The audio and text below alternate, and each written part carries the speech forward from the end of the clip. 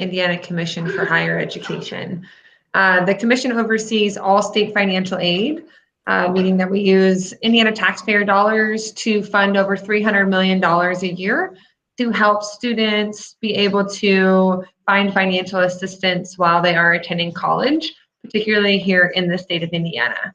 So we're going to go over a little bit about financial aid this evening, and then we'll go into our main topic being 21st Century Scholars, how to get signed up, who's eligible, and those types of items. So just a little bit on preparing for college now. So this is a conversation I like to have, especially for the students that are on here as well. So whenever we meet with students, and especially when they start to get into 8th grade and to high school, we talk to students about the different options that they have. So a lot of students that I work with and a lot of students at high school think that 4-year school or earning their bachelor's degree is really the only route for them when they think of college. But I like to let students know that there are lots of other options available to them as well. We have 2 years colleges such as Ivy Tech, where you can earn an associate's degree. You can do trade or business school or technical school. Indiana Tech is one that is around. I think Lincoln Tech has closed. And then you have apprenticeships where you can study and learn a trade from someone who is a professional and experienced in that, such as contracting and builders as such, and earn a certificate of work experience while you're there. And then some students decide to go to the military, and military is a great option. You're going to get money for college. They're going to help pay for your college, whatever you decide to pursue after the military. And the military also offers options for students to gain college credits during the time that they serve. So we know that while working with students and families, the number one thing we hear when they think of paying for college is that it's expensive and that it may not be affordable for everyone. And so there are bits and pieces to this, depending on what resources you really tap into and what research you dive into. So we are happy to share that here in the state of Indiana, over 2/3 of students that are attending undergrad are able to receive some form of financial aid. Financial aid being free money from the state or federal government in terms of a scholarship or a grant. So there are also other ways that students can help reduce their cost of attending college. One of which is to take dual credits while they're in high school, meaning they earn high school credit and college credit at the same time for free or for very, very little monetary investment. Some students can live at home. Living on campus in a dorm or apartment can be extremely expensive. So sometimes living at home can be a great option for helping students save money. Applying for financial aid, such as 21st Century Scholars, and even more importantly, filing your FAFSA from your senior year is going to help you be eligible for all the free money from the state and federal government. And then for those of you that have the option to start saving now, then that's a great way to help build a little cushion for a savings account to help students go to college. We also have the statewide 529 savings plan, which is a tax-deductible savings plan. Anyone that loves your student can start one of these in your student's name. Friends of the family, anybody in the family, the student, parents, anyone, and that money comes directly out of your paycheck with your employer, and it is tax deductible. So there are 2 different types of financial aid. We have merit-based financial aid and need-based financial aid. So merit-based financial aid is a scholarship or a grant that a student is receiving based on what they are doing as an individual. This can, and they are extremely competitive. This can be sports, this can be grades, this can be band, this can be a variety of things that can help them compete with peers for their scholarships. Need-based aid. So need-based aid is going to be aid that is given to students based on their household income. So this is something that is not competitive, and it's something that we're going to look at once a student files their FAFSA, and it is going to be based strictly on that household income. Which takes us to our 21st Century Scholarship Program. This is a need-based program, so this is based on your household income. If you are currently eligible for free or reduced lunch and your student is in 7th or 8th grade, then you are eligible for the 21st Century Scholarship Program. The 21st Century Scholarship Program has been around 30 years this year. We're very excited to celebrate our 30th anniversary. We will offer students who are able to get signed up at 7th and 8th grade 100% tuition at any Indiana college that they attend for 2 to 4 years. That's your IUs, Purdue's, Ball State's, Ivy Tech, Vincennes, USI, ISU, any of their satellite campuses across the state, and then any other public institutions that I may have left out there. I always like to note to families that we also pay for a portion of private and proprietary school. So if your student is thinking that a private school or that really small college campus may be a great fit for them, we encourage you to not rule that out. We do have students, especially high-performing academic students, that are able to utilize their 21st Century Scholarship and then aid that that college is going to provide and be able to still attend private college for free. So I always tell families when that time comes, your student starts applying for colleges, always let the college know, I'm a 21st Century Scholar. Do you guys offer any additional scholarships for a student who attends your institution that is a 21st Century Scholar, especially if you're looking at those private and proprietary schools. So we will pay for tuition and regularly assessed fees, meaning that we do not pay for room and board, books, food, transportation, any other costs that can accompany attending college, we do not include. So that's why we really encourage students come junior year, even sophomore year, to start looking for additional scholarships, some of those merit-based scholarships that can help offset those costs. As I said, we will pay for a maximum of 4 years of in-state tuition at any public school for a student who is working on their first undergraduate degree. So sometimes we get the question of, well, my student is able to take enough dual credits in high school and that they're only going to have 2, maybe 3 years left of undergrad, and then they're going to be complete. So we haven't used all 4 years of our 21st Century Scholarship. And I want to go get my master's. Can I use my last year of my 21st century to work towards my master's? And the assistance can only be used towards your first undergraduate degree. Also, students must access their 21st Century Scholarship within 1 year of graduating high school. So we do build in a gap year in there. We do not encourage students to utilize that because we know statistically if a student takes a year off between high school and college, the likelihood of them ever actually going back and continuing their education beyond high school significantly decreases. But we know that life happens, extenuating circumstances happen. Sometimes students need to get a little bit of life experience under their belt before they decide that they want to attend. So we do build in that gap year if they decide to utilize that. So that's pretty much what we cover. So how do you sign up and who exactly is eligible? So you must be an Indiana resident at the time of application, and this is determined by the residency of the parent or the legal guardian. You must be a U.S. citizen or an eligible non-citizen. You must be currently enrolled in 7th and 8th grade at an Indiana Department of Education accredited school, which all of you guys that are on here tonight are attending.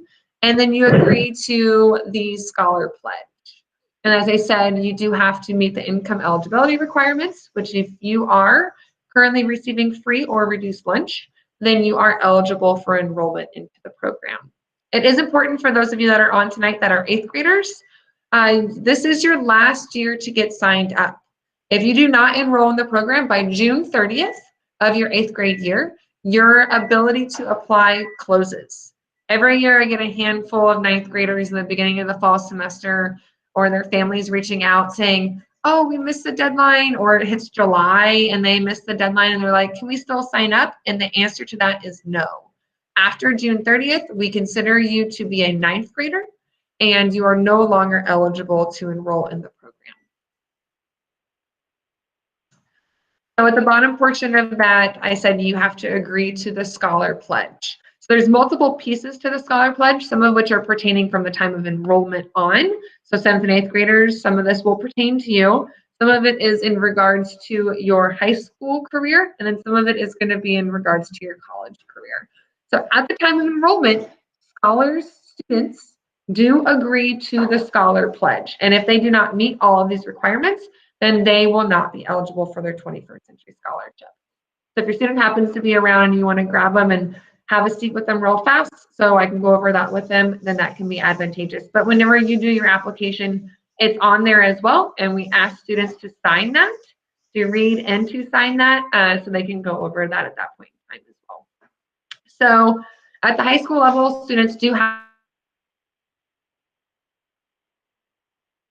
to grad. So if you decide at any point in time to drop down to a general high school diploma, then you would be forfeiting the 21st Century Scholarship.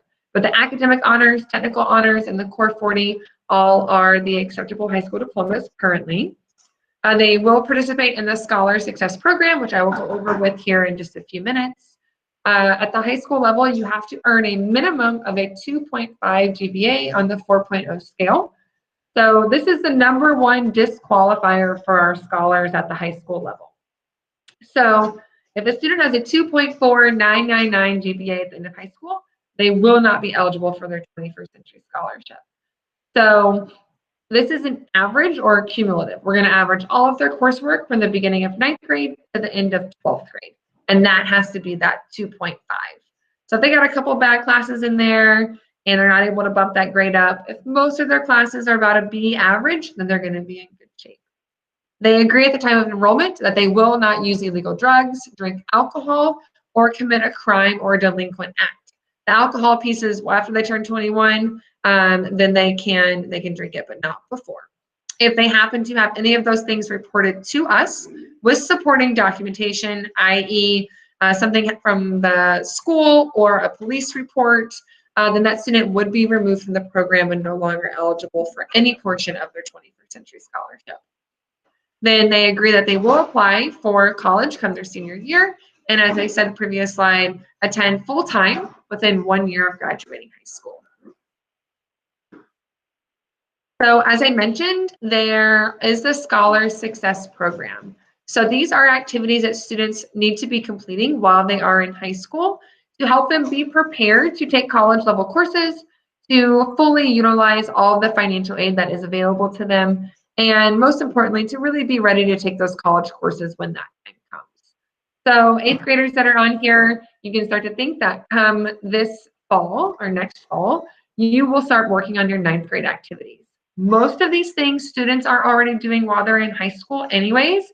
They don't have to do them over again. We just ask them to log into their ScholarTrack account and answer a couple questions regarding that activity.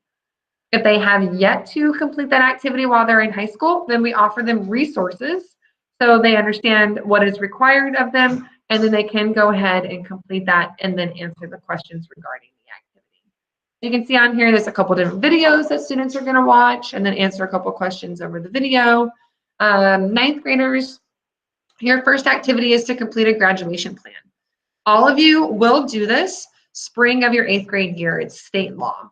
So this is when you're going to sit down with your high school counselor or your middle school counselor, depending on how Knightstown does it. And you will talk to your counselor about what high school diploma you want to choose. You pick out your high school diploma, and then they help you pick out your classes so you can work towards the diploma of your choice. So all of you are going to go into 9th grade with one of your activities already complete. Participate in extracurricular activity. This can be band, sport, choir, club. It can be affiliated with school or not affiliated with school. It can be a 1 hour volunteering experience. It can be a variety of things, but if you're having any issues finding an extracurricular or a service activity, please talk to your counseling office and they can help direct you in the right way. I do like to let parents that are on here know, come junior year, your student is asked to take an ACT or an SAT. We will pay for that student to take both exams. There's junior year and there's senior year. So that means that if your student doesn't get the score of their choice their junior year, that they can take that exam again their senior year on our bill. And so right now, those exams are $60 a piece. So that's $240 in fee waivers that you get right out the bat just for being part of the 21st Century Scholarship. And I also come into the high schools and offer a variety of in-person and online workshops to help families create these accounts and help students complete their activities and stay on track. So when your student creates your account or their account and you have your account, you'll be receiving emails from me, Allie Smiaski, letting you know about the events that we'll be hosting. So I mentioned this Scholar Track portal and the variety of things that you might be doing with it. This is the Scholar Track website, and I'm sure Jesse will be sharing it with everyone as well, but it is scholartrack.in.gov. And parents, if you decide to do an online application, then you will click on there on that left-hand side, I am a parent or guardian. You will create a parent account, and once you get logged into your parent account, then you will be able to hit apply for 21st Century Scholars, and you will be able to submit an online application for your student. Students also need their own account, and this is how they will log in and complete their Scholar Success Program activities. Once a student completes their the setting up of their Scholar Track account, this is what it looks like when they log in. As a student completes each activity, then that little circle fills in with a green dot and a white check mark in that. And that's how you know your student is on track. And you can see I've circled some of the blank dots, and that means those are activities that students still have left to complete. Under each activity, it says complete it. You click that, and then that opens up that resource page. If your student has already done that activity, they scroll to the bottom, they hit proceed to next, and then the series of questions populate from there, and they're able to answer a quick 5 to 10 questions and hit submit and save, and then that activity is considered complete. So what are all the different ways for families to get their students signed up? So as I mentioned, parents can create their own Scholar Track account, which is what we really prefer. But we know that sometimes internet access and technology can be a barrier for families and students. So we also allow families to fill out a paper application worksheet, and that can be turned back into the school to the guidance department. And then the guidance department either sends that over to me and I put in the application, or they put that application in themselves. It is important to note that after your application has been submitted, whether you are doing it via your own parent account or the school or myself are doing it for you, you will receive a confirmation email from us afterwards. You should also receive a piece of mail via USPS letting you know that we have received your application and are processing it. If you do not receive that email or that USPS piece of mail, we have not processed your application. Please follow up with us. Also, if anybody's on here that does have legal guardianship of a student, not custody, and biological parents, this doesn't apply to you, but if it's aunt, uncle, someone else, grandparents have legal guardianship documented with the courts, then you are not subject to our income guidelines. We would have you submit a legal guardianship application, which is basically just your student information, and upload your legal guardianship documents to our portal. Our policy team reviews those court documents, and if they are the correct documents, then your student is enrolled. I also like to note to families for the income portion of this, we do verify all household incomes with the IRS and the Indiana Department of Revenue. So if you program by falsifying information, but we do verify all household income moving forward. So if you do apply and then you get a letter back saying that you have been removed from the program, then you do have the ability to file an appeal, especially if last year's taxes are not representative to your current financial situation. So if you have lost a job or there's been a divorce or a significant financial situation that is different, then you have the ability to file an appeal with us. We would ask for those financial documents to support and then we would review those with the potential of you being able to still enroll in the program. So if you ever find out that you were removed from the program based on income information, just know that you do have the ability to file the appeal. Okay, so that wraps up my presentation with all of you this evening. This is my my personal work email. This is our student support phone number. And then you can email us also at our awards@chu.in.gov. Jesse also has my information. So if you are having any issues, feel free to reach out to him. If he's not able to assist, then he will reach out to me as well.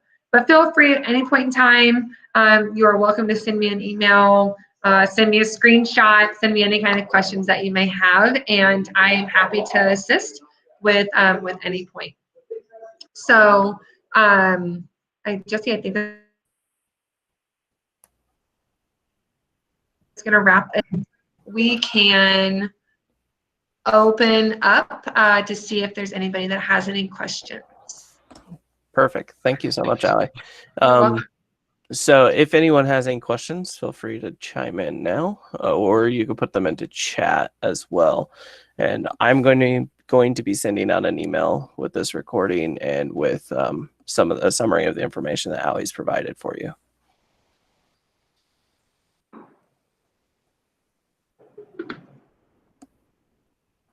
Okay. Well, if you do have any questions, feel free to stick around. Otherwise, I think that kind of concludes this little summary.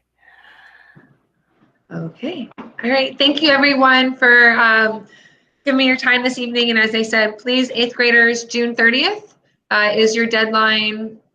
And if you have any questions or issues that pop up, please let us know.